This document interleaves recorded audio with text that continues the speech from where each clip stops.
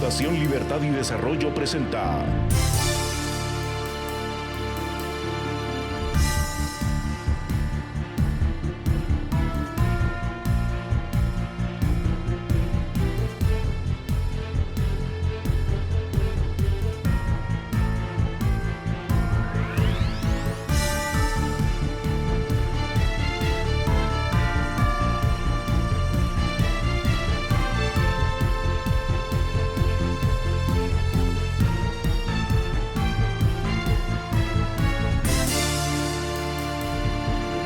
Razón de Estado con Dionisio Gutiérrez.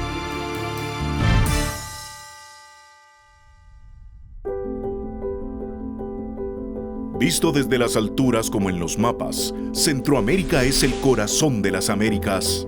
Es el vínculo entre el norte y el sur de este continente que alguna vez fue llamado el Nuevo Mundo por quienes migraron de Europa buscando un futuro mejor.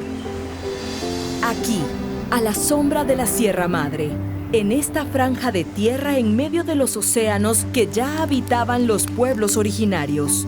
Aquí, donde prosperaron algunas de las civilizaciones más fascinantes de la historia de la humanidad, pueblos de guerreros y de curanderas.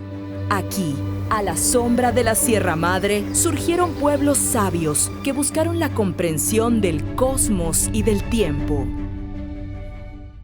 Como habitantes de Centroamérica tenemos hondas raíces que nos unen a un pasado común, desde el que transitamos la ruta hacia un destino compartido.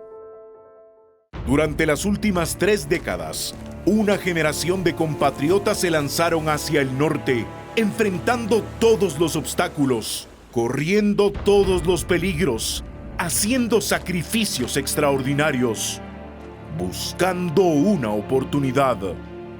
El sacrificio de una generación centroamericana que decidió buscar vida y futuro en otra geografía debe honrarse. Su esfuerzo en tierras lejanas, su trabajo esmerado, deben ser ejemplo.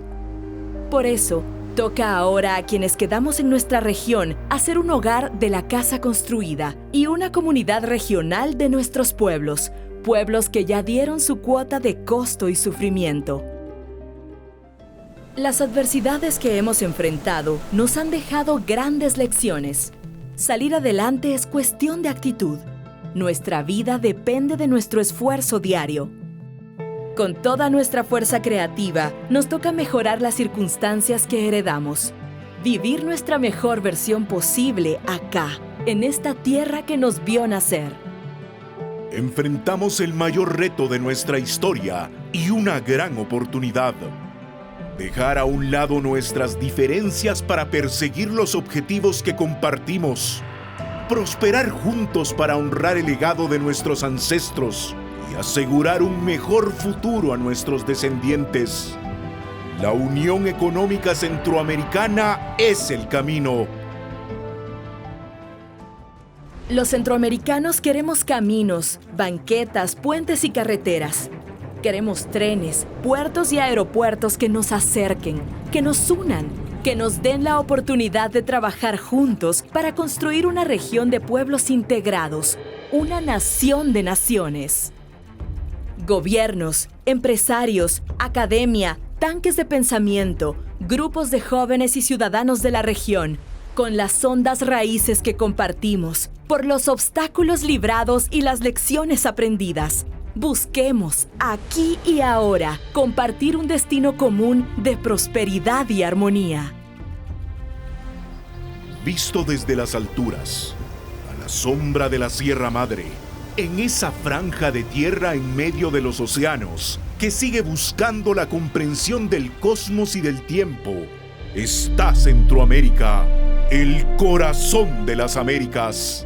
El vínculo entre el norte y el sur del continente. Una tierra generosa y llena de oportunidades que puede volverse a llamar el Nuevo Mundo.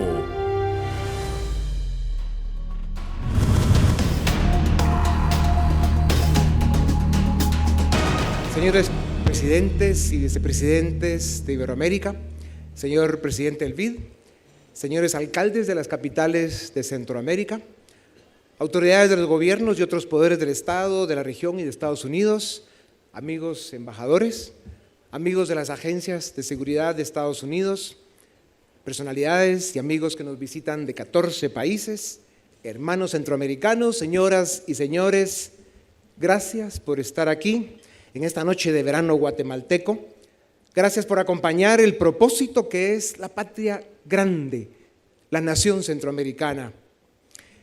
En la historia de los pueblos que alcanzaron la gloria de la prosperidad, de esa que solo se conquista en libertad, la visión y la generosidad de quienes lo hicieron realidad fueron retribuidas, como lo serán para quienes construyan la Unión Económica del Centro de América.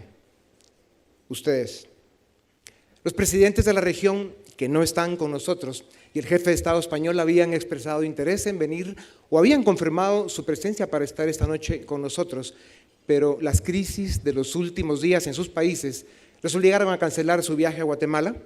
Me pidieron que en su nombre ofreciera sus disculpas. Quiero saludar a Lorenzo Mendoza, un empresario ejemplar que lucha contra lo imposible en Venezuela, y a Juan Sebastián Chamorro y a Enrique Bolaños, que batallan desde la oposición y la academia para que Nicaragua retorne a la democracia. Con su permiso, les pido que se pongan de pie para que podamos reconocerlos.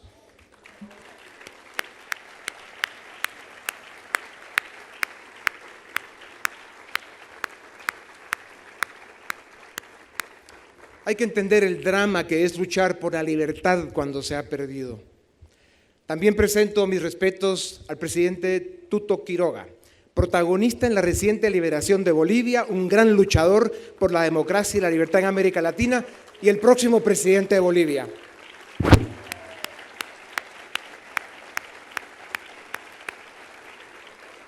Sí.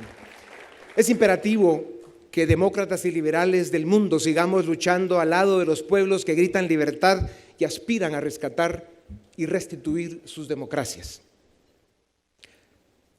Hace apenas 48 horas, el Congreso en Montevideo estalló en aplausos y emoción cuando en la toma de posesión el nuevo presidente de Uruguay, Luis Alberto Lacalle Pou, saludó a su padre, el presidente Luis Alberto Lacalle Herrera. Presidente Lacalle, gracias por estar hoy con nosotros.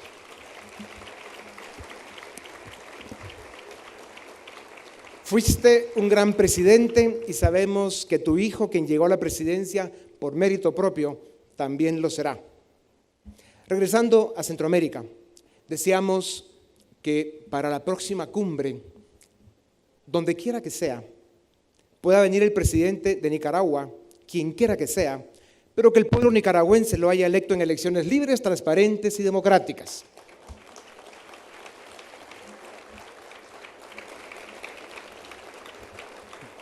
Vivimos en un mundo complejo de cambio y volatilidad y también de incertidumbre, pero siempre ha sido así.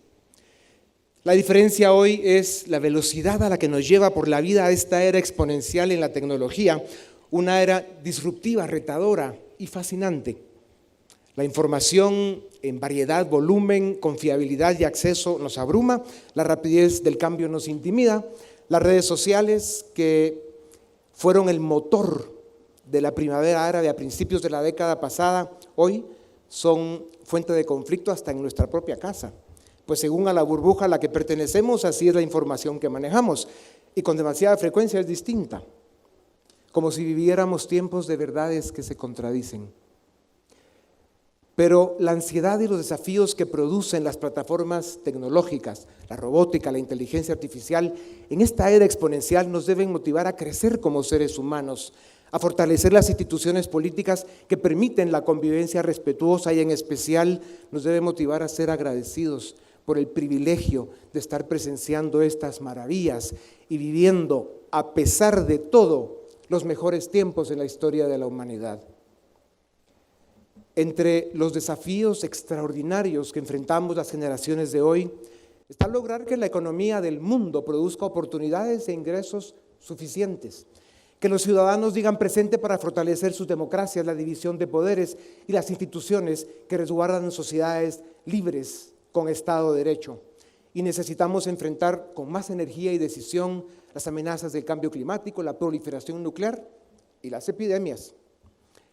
Y en especial debemos solventar el drama humano del subdesarrollo y la pobreza. Por eso es deseable, recomendable e inteligente pasar a una era de capitalismo sostenible y de rescate de los valores en la política, una era de ascenso y evolución en la cultura societaria y de fortalecimiento de las instituciones que garantizan los derechos y libertades que han hecho de Occidente el conjunto de naciones más desarrolladas del planeta. Así, quienes seguimos en lista de espera, les podremos alcanzar. Entrando a la tercera década del siglo XXI y en medio de las dinámicas de Washington y Pekín, Irán y Rusia, Medio Oriente y los retos de Europa, en medio del caos que provoca el drama de Venezuela, para el que se acabaron las palabras, y África con su debate sobre el desarrollo, está Centroamérica, con 50 millones de seres humanos y sus promesas incumplidas. Los centroamericanos sabemos de nuestra historia, sus dramas y sus números, sabemos de la insolvencia moral y financiera de nuestros estados y a veces de la indiferencia de nuestras élites. Sabemos de la corrupción que nos avergüenza, de la pobreza que nos lastima, de la violencia que nos mata. Y sabemos también de la tristeza que nos embarga cuando se nos niega el futuro. Centroamérica, una región de gente buena y trabajadora, en un espacio geográfico virtuoso, presenta oportunidades únicas que debemos tomar. Estudios econométricos y expertos coinciden en que la velocidad y calidad de nuestro desarrollo dependen de su integración económica.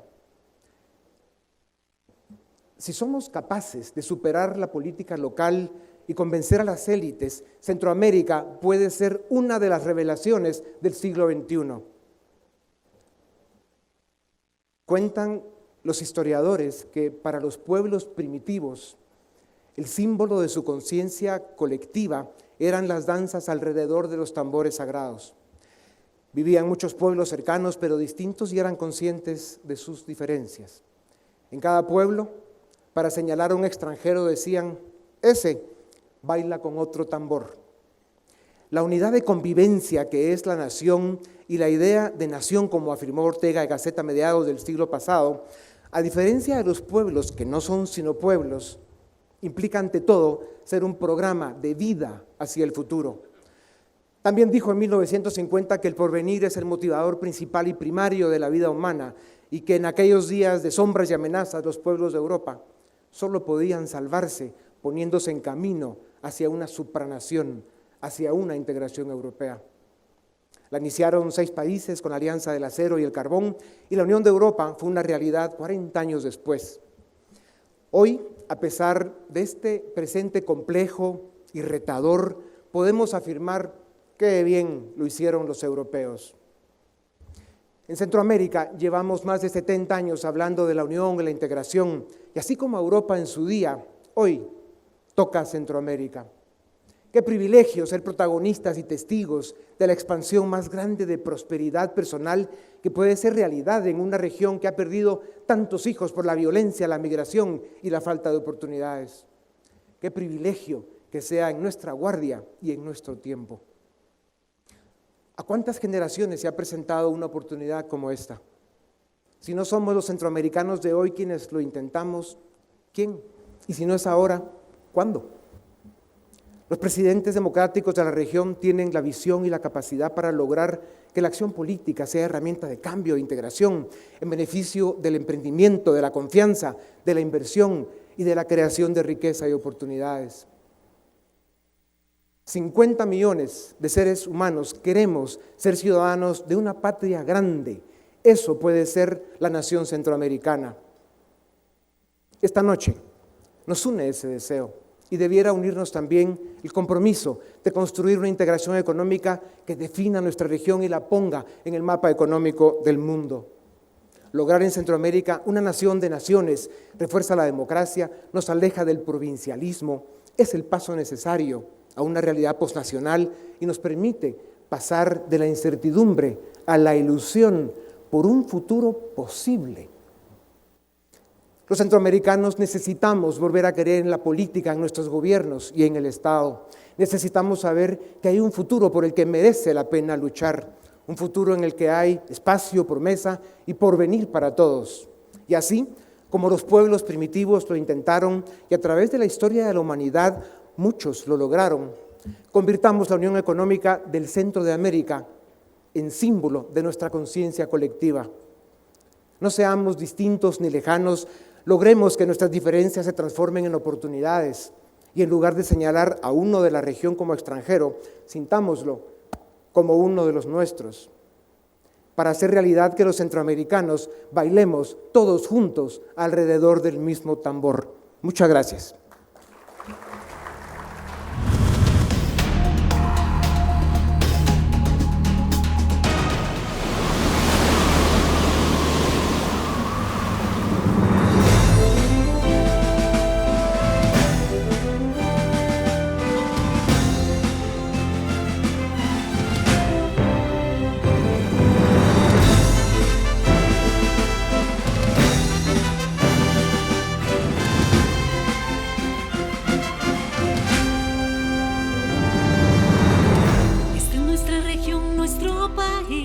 Tierra privilegiada para vivir, paraíso de oportunidades para soñar, luchar y ser feliz. Aquí defendemos la verdad, construimos patria al trabajar. Somos vida y desarrollo centroamericanos a triunfar.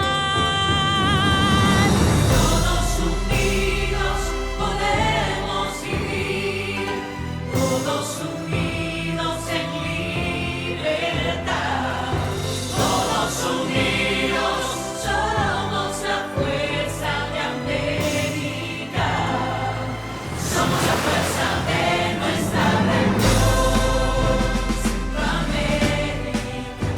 Centroamérica, somos esperanza en nuestra región.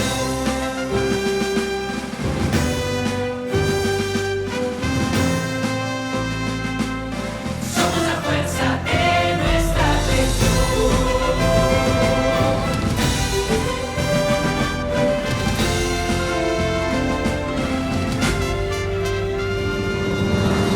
El futuro se construye, nos espera. Trabajamos con esfuerzo y sin fronteras. Defendemos juntos nuestras banderas porque son la fuerza de nuestra historia. Somos la región de los colores, de los paisajes y los sabores Que fortalecen nuestra riqueza cultural y natural.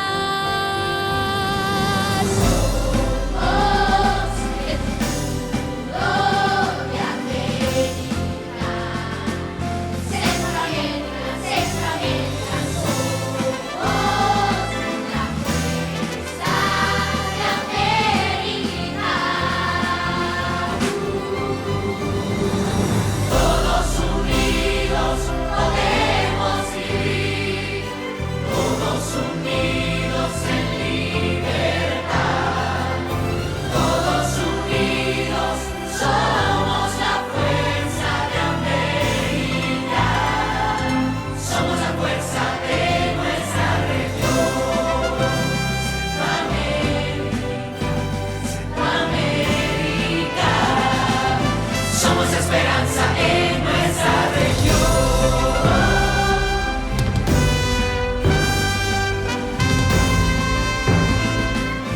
Somos la fuerza. Somos la fuerza. Centroamérica. Somos la fuerza. Centroamérica. Somos la fuerza de nuestra región.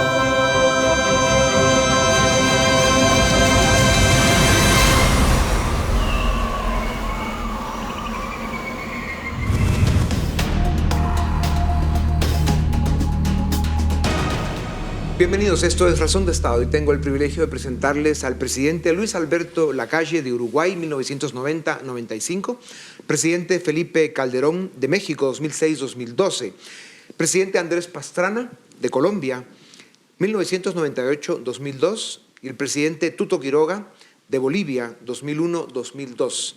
Cómo quisiera América Latina que ustedes siguieran en esas presidencias, pero ustedes son, además de hombres de Estado, demócratas de corazón, de valores, y eso es muy importante. Gracias por haber participado en nuestro quinto encuentro ciudadano. Ha sido un privilegio tenerlos en Guatemala. Para nuestra fundación un honor y por supuesto el aporte que ustedes cuatro con los otros presidentes de América Latina, el presidente Aznar de España, han dado para nuestro encuentro ciudadano es absolutamente vital. Empecemos hablando un poco de estas realidades que hemos estado encontrando en el encuentro ciudadano.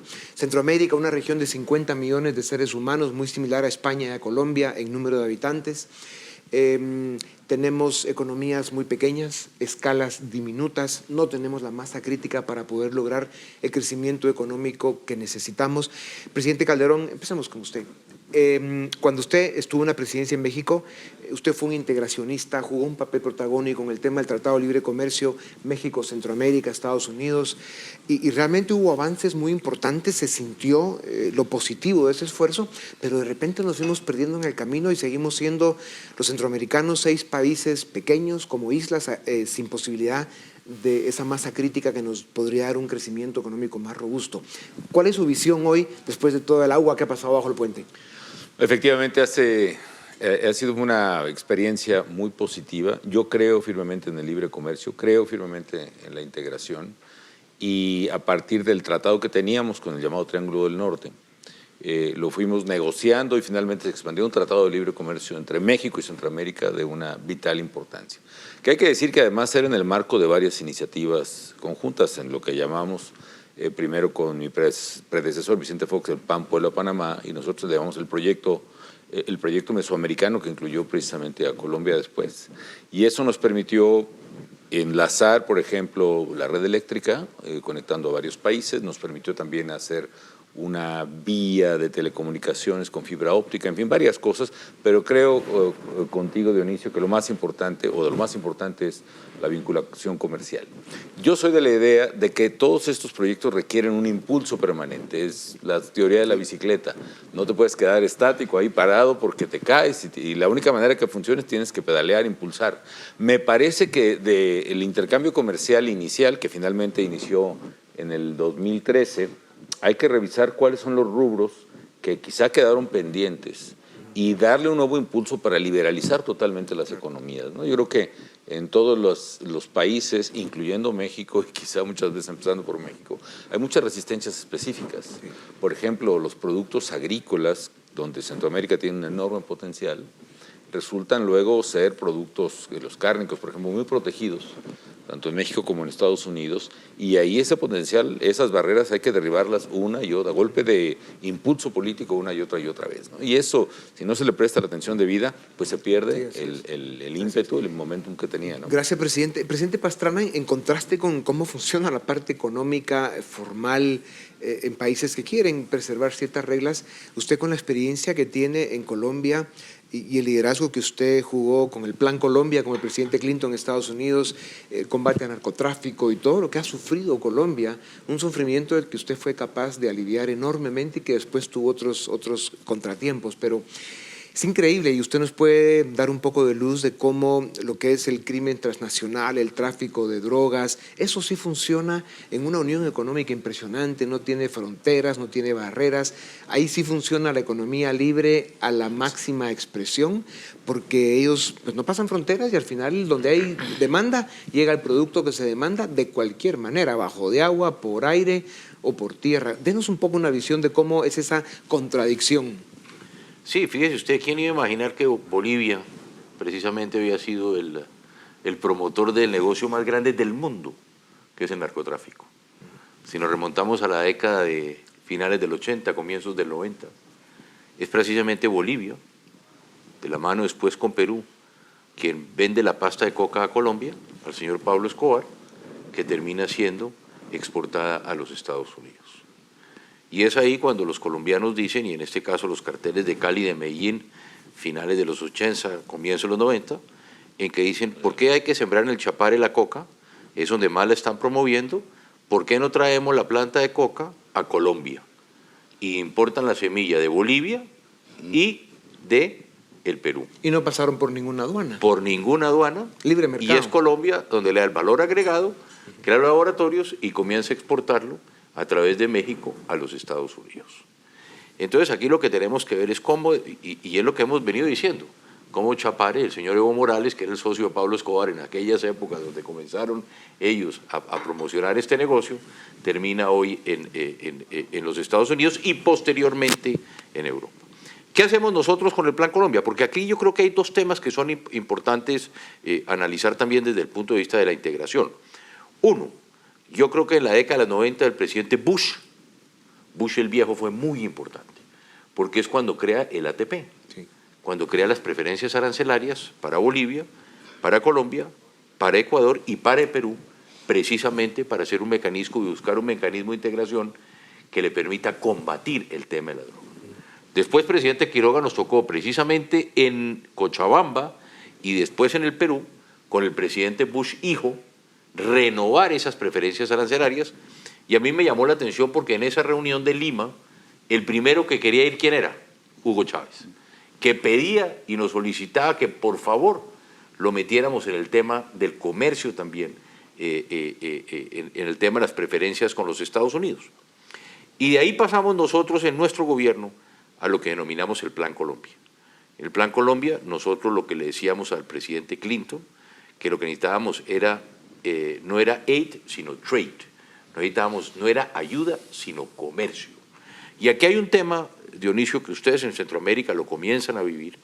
Centroamérica es la región que hoy a nivel mundial es la que más homicidios tiene, y buena parte es por el tema de la inseguridad que está ligada directamente al narcotráfico. ¿Qué quisimos nosotros hacer con el Plan Colombia? Con el Plan Colombia nosotros buscábamos básicamente 4 estrategias que fueron fundamentales. Es decir, la primera de ellas tenemos que buscar la inversión social, y dentro de la inversión social va el desarrollo alternativo. ¿Cómo le podemos dar nosotros a nuestros campesinos posibilidades de que puedan vivir de productos legítimos y no un producto ilegítimo, como es el caso de la cocaína? Fortalecimos nuestras fuerzas militares como nunca antes en la historia, fortalecimos nuestro sistema judicial, que fue fundamental, y la justicia. Pero aquí, ¿cuál era el tema más importante? A veces yo creo que los países siguen equivocándose cuando hablamos nosotros de que hay que pedirle ayuda a los Estados Unidos para que colabore en la lucha contra la droga. Y yo parto, y siempre he partido, de la tesis de la corresponsabilidad. Y así fue como nació con el Plan Colombia con el presidente Bill Clinton. Yo le dije al presidente Clinton, nosotros producimos la droga, somos los mayores productores de coca del mundo, pero ustedes son los mayores consumidores. Por lo tanto, aquí hay que aplicar la tesis de la corresponsabilidad. Usted es un país rico, yo soy un país pobre. Ponga usted dinero y nosotros ponemos dinero. Y así es efectivamente como logramos en 10 años 10 billones de dólares, 10.000 millones de dólares regalados a Colombia, o más que regalados, aportados por los Estados Unidos en esta lucha, y logramos pasar de cerca de 200.000 hectáreas que teníamos de cocaína cultivadas en Colombia en el año 1998, cuando yo llego a la presidencia, a dejarlas, cuando continuamos el Plan Colombia con el presidente Uribe, a dejarlas en 40.000. ¿Y en cuánto está hoy Colombia de producción Otra de vez, coca? tristemente, cuando el presidente Santos le entrega a la FARC la fumigación, pasamos de 40.000 hectáreas que habíamos derrotado a los narcos, porque cuando usted ya habla de 40.000 hectáreas que había triunfado la lucha contra la droga.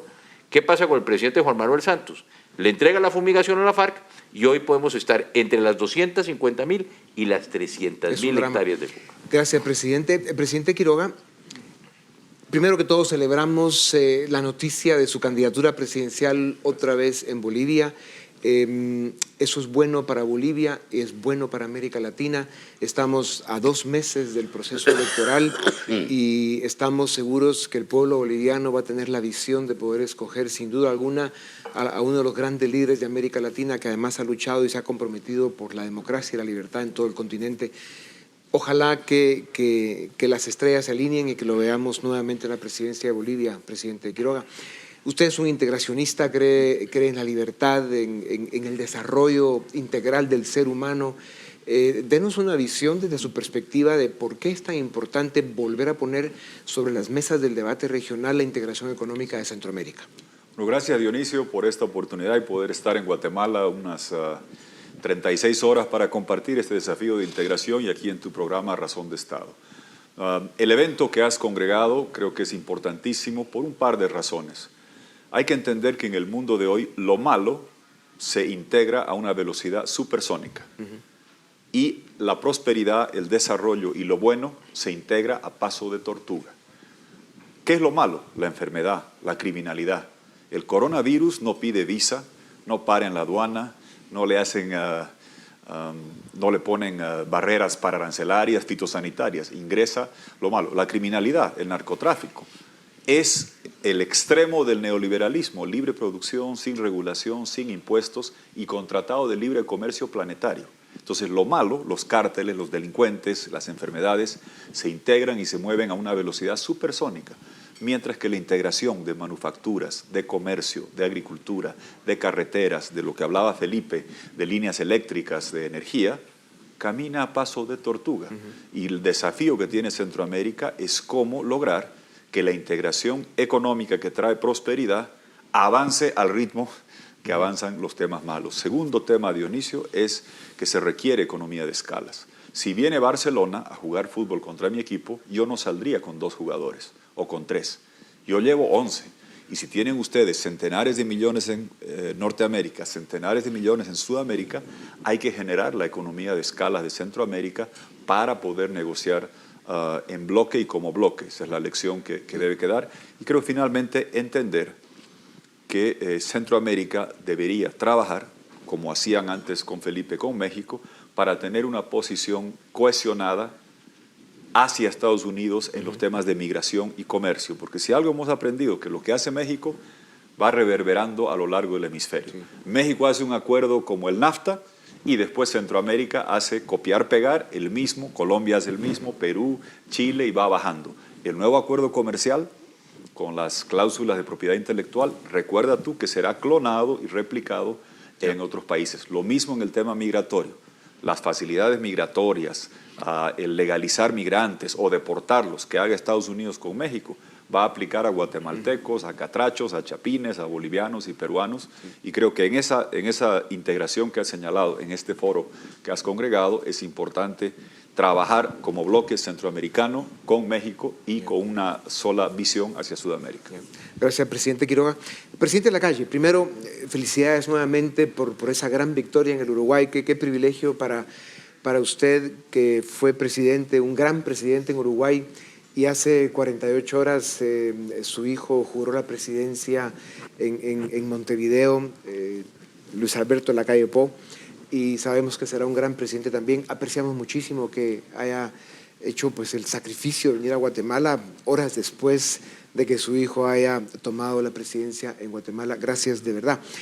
Presidente Lacalle, su experiencia con el Mercosur, usted fue un gran protagonista de aquel esfuerzo, hizo un gran trabajo en el Uruguay para consolidar eso, siendo el Uruguay, pues eso, ¿no?, el país más pequeño de esa región de América del Sur y en medio de 2 gigantes complejos. Cuéntenos un poco cómo se logró eso, qué beneficios tuvo el Mercosur, que fue la integración económica de una región en Sudamérica, y por qué Centroamérica debe hacerlo. Tuvo beneficios en tanto cuanto mantuvo su condición de acuerdo económico y comercial, que es muy difícil, tampoco la vida del comercio es fácil, y la guerra económica no deja muertos visibles, pero deja heridas tremendas. Pero se fue llevando el acompasamiento con listas de preferencias de cada país, teniendo en cuenta el desarrollo relativo, se fue ingresando en un sistema que era lo que se podía lograr. Quizás pecamos de exceso de ilusión hablando de entrada de mercado común, cuando lo que íbamos a lograr era una unión aduanera o una zona de libre comercio. Pero mientras nos mantuvimos en lo económico y comercial, aquello iba marchando. Repito, difícil porque los intereses sectoriales de cada país hacen fuerza frente a la representación política y encuentran su refugio. Pero la crisis empezó cuando se convirtió de una asociación económica y comercial en un club político chavista de izquierda, socialismo siglo XXI. Porque apenas ingresó lo político, se convirtió en una sociedad de gobiernos, no de países, de gobiernos parecidos, que se sentían compañeros, en olvido de que si se cumplen las normas democráticas los gobiernos se pueden cambiar. Entonces ahí fue la decadencia del Mercosur. Experiencias a tener. Primero, mantenerse en el plano de lo económico y comercial. Segundo, entre lo que se quiere y lo que se puede, hay que elegir lo que se puede. Creo que este quinto encuentro ciudadano ha pegado en 2 o 3 cabezas de clavos importantes. Primero, generosidad en cuanto al plazo. Un gobierno que lo empiece, quizás no sea el que lo termine. Segundo, que todo el país, cada uno de los países, Guatemala, El Salvador, Honduras, baje hacia el país real lo que a veces queda en el nivel de las cancillerías y ajeno al pueblo que me está escuchando, donde pequeños artesanos ni se enteran de que está pasando esto. Es decir, bajarlo por el sistema educativo, desde la universidad hasta los liceos, por las religiones que tienen sus redes de contacto con la realidad. En países como Guatemala, con las cabezas de las etnias y de las tribus y los dirigentes de ese segmento, que también tiene que comprender que se va a beneficiar. Es decir, no se integran gobiernos. Cuando es en serio, se integran países. Los gobiernos podrán cambiar. Entonces, me parece que en el encuentro ciudadano han quedado esas cosas bastante claras como un mensaje hacia los gobiernos que están en este momento encabezando los distintos países. A ellos hay que convencerlos de que se intente por lo menos esto. Incluso conversábamos fuera de cámara y de micrófono que cada presidente nombre un comisionado para la integración, un embajador, un comisionado, un delegado, para que se dedique 24 horas. El presidente tiene otras cosas. A usted, mi amigo, le dice, sígame este tema.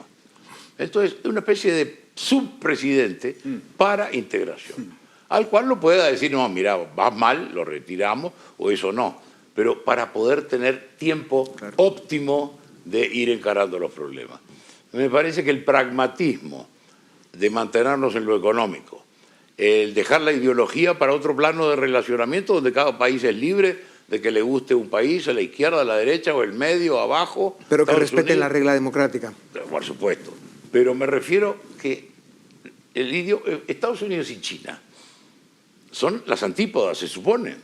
Sin embargo, en el comercio usted ve que están entrelazados, por suerte, porque eso impide los conflictos de alto nivel, porque se depende uno de otro. Hoy día dependemos todos de cada uno en el mundo globalizado. Y esta región, con 50 millones de consumidores, mañana se presenta íntegra ante China, Estados Unidos, Alemania, la Unión, Rusia. Bueno, son 50 millones. Es un amigo interesante, es un lindo lugar para invertir, se puede hacer fuerza en una negociación. Es decir, no hay contraindicaciones. El problema son los trámites y la voluntad. Así es. Presidente Calderón, y con esto ya abriría un poco el diálogo para que ustedes participen. Entonces, ¿cuál es el siguiente paso? Hay ideas de los comisionados, hemos escuchado a ustedes en las diferentes conversaciones que hemos tenido de ese pragmatismo positivo que se debe tener. Enfoquémonos en lo económico, convirtámonos en una zona de libre comercio donde realmente hay ese dinamismo que atrae inversión, que genera oportunidades de trabajo, que genera crecimiento para resolver nuestros graves problemas sociales. ¿Qué toca ahora? Un factor muy importante es que la gente esté convencida de eso, porque los incentivos que mueven las decisiones políticas tienen que ver con electores. Y si la gente no cree en el poder de la integración, definitivamente siempre habrá pies que se arrastren en este proceso. La gente tiene que imaginar una Centroamérica donde no hay fronteras, donde el productor agrícola le puede vender a cualquiera de los que están en la región, en cualquier país, como si fuera su propio compatriota, donde el consumidor puede comprar cualquier producto, no solo de Centroamérica, de México y del mundo, en las mejores condiciones de calidad y precio. Y este juego de cancha grande, hablando de las economías de escala a la que te referías con Tuto, me parece que tiene que estar armado o empujado por la propia gente. Segundo, esta imaginaria de Centroamérica, incluso yo diría México, sin fronteras que detengan ni mercancías, incluso ni gente, que nos permita verdaderamente hacer generar crecimiento económico, tiene que estar acompañado además de factores estructurales clave. Volviendo al tema que mencionabas con Pastrana, la gran debilidad, el talón de Aquiles de nuestros países es la debilidad institucional. No tenemos las instituciones capaces de garantizar certidumbre, ni legalidad, ni justicia, ni seguridad. ¿Cuánto cuesta invertirle a esas instituciones? Me parece que la decisión clave que de México hasta Panamá tiene que tomarse es cuánto le vamos a dedicar a tener los organismos de seguridad, los fiscales o ministerios públicos, los jueces, que merecemos para ser países seguros y con ello que fluya la inversión, que es la que genera empleos y detona crecimiento económico. ¿Cómo se vería América Latina si de México, pasando por Centroamérica y Colombia, que son países con mucha más afinidad de lo que incluso los que vivimos en esta región queremos aceptar, que fuera una región unificada económicamente? Claro, no estamos hablando un poco, hay que empezar por Centroamérica, ir poco a poco, si no nos va a regañar el presidente de la calle, porque hay que trabajar en lo posible y no lo que se puede y no lo que se quiere, pero aún así, ¿el concepto tiene lógica o no, presidente Pastrana? Claro que tiene lógica, y aquí tenemos que integrarnos en todos los aspectos. Yo resaltaría un poco lo que dice Felipe. A ver, si hay dos presidentes que perdimos altos índices de popularidad, precisamente por defender lo que creíamos que es importante, es el presidente Calderón y yo. El presidente Calderón, en un gesto que yo llamo histórico, logró confrontar al peor enemigo de México, que es el narcotráfico, y que muchas veces creyó que esa era la guerra de Calderón. No, la guerra es de México contra el narcotráfico, como en Colombia contra el narcotráfico. Y lo mismo me pasa a mí. Yo perdí los altos índices de popularidad precisamente por sentarme a dialogar con la guerrilla, buscar hacer la paz de Colombia y continuar combatiendo el narcotráfico. Yo siempre digo que no hay nada más cobarde que el capital, porque el capital se va donde busca que haya seguridad jurídica en primera instancia, pero en segundo la seguridad personal. Si nosotros, vuelvo e insisto, continuamos trabajando simplemente a buscar mejorar las mejores condiciones de vida, que es nuestro objetivo fundamental en la política, la gente más pobre y más necesitada, pero no le generamos también la seguridad a esa gente, no vamos a avanzar en este tema. Y por eso yo creo que aquí tenemos que hacer todos los esfuerzos, vuelvo y digo, porque este no es un problema solo de Centroamérica o de Colombia o de Bolivia. El narcotráfico es un problema mundial y tenemos que mirarlo con ese sentido, Dionisio, porque aquí, fíjese usted, México hace un esfuerzo sobrenatural y así lo hizo el presidente Calderón. Colombia, hemos sacrificado a nuestros mejores hombres en distintos campos para combatir el narcotráfico, para evitar que eso llegue a los Estados Unidos. Pero aquí no solamente hoy son los Estados Unidos los que tienen que comprometerse. ¿Dónde está Europa? Sí. Hoy Europa es el mayor consumidor per cápita en Inglaterra de cocaína. Lo sigue España. Y cada vez que uno acudía a los europeos a decirle, vamos aquí a hablar de la tesis de la corresponsabilidad, tienen que invertir en programas, vamos a abrir tratados de libre comercio, vamos a tratar de buscar esa integración, resulta que los europeos nunca aparecen. Presidente Pastrana, usted y el presidente Calderón pagaron un alto costo político por esas batallas valientes que enfrentaron, pero hay que reconocer también que la historia los ha reivindicado, porque hoy, con la distancia del tiempo, ha permitido ver que esa era y sigue siendo la lucha correcta. Nos quedan 2 minutos y segundos.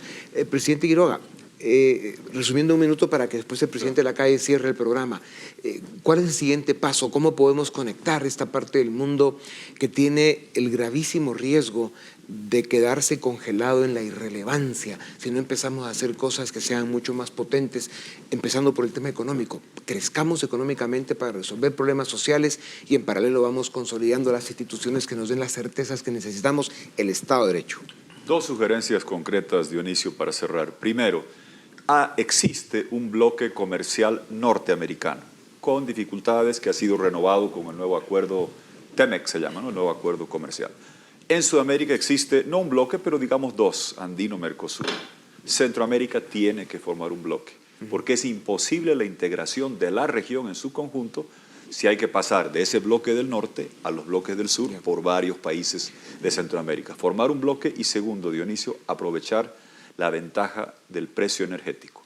El mundo ha perseguido lugares de mano de obra barata, China, después México, ahora va a perseguir lugares de energía barata y la energía más barata del mundo. Iluminar esta habitación en Norteamérica toma la 4ª parte de lo que cuesta en Brasil con gas boliviano o en Europa con gas ruso. Traigan gas Claro. De Norteamérica a Centroamérica es la mejor integración. Presidente Lacalle, en 30 segundos, ¿qué nos diría usted como un presidente que vivió la creación del Mercosur y también vivió cómo la parte política le hizo un enorme daño a esta unión económica? Prudencia, realismo y constancia. Me parece que son las tres virtudes que tiene que tratar de poseer el mandatario para llegar a este camino. Bueno. Y los peores enemigos, el exitismo, el apuro y la ilusión. Bueno, presidentes, qué privilegio para Guatemala y para Centroamérica contar con su experiencia, con su visión y sobre todo con el legado que ustedes dejaron en sus países y cómo la historia cada día que pasa va reconociendo ese gran capital humano, político y de hombres de Estado que ustedes dejaron y siguen dejando, y no solo para América Latina, sino para el mundo. Recordar que de esta morgue de políticos el único que va a salir es de nuevo a la cancha. Lo necesitamos ahí. Con Lacalle, hijo. Así es, pues. Sí estuvo muy fuerte. Sí, bueno, eso. La jubilación. Eso. Pues muchísimas gracias de verdad, en nombre de toda la gente que les apreciamos y respetamos. A ustedes también, muchas gracias. Esto es Razón de Estado.